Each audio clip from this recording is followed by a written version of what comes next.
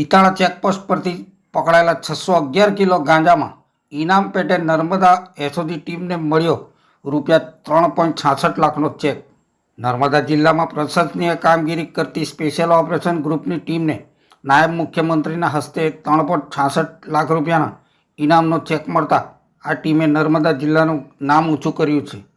જેમાં મળતી માહિતી મુજબ નર્મદા જિલ્લા સ્પેશિયલ ઓપરેશન ગ્રુપ તથા એલસીબી ટીમ દ્વારા 2024ના વર્ષમાં નાદોદ તાલુકાની બીતાળા ચેકપોસ્ટ પરથી 2024ના વર્ષમાં એક જ જગ્યાથી 611 કિલો ગાંજાનો જથ્થો પકડી મોટી સફળતા મેળવી હતી।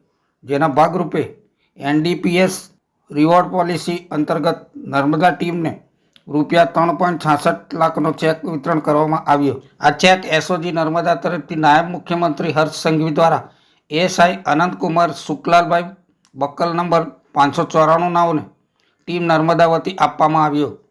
ત્યારે આ નર્મદા એસઓજી તથા એલસીબી ટીમની ખૂબ મોટી સફળતા કહી શકાય। બંને ટીમોએ નર્મદા પોલીસનું નામ રોશન કર્યું છે।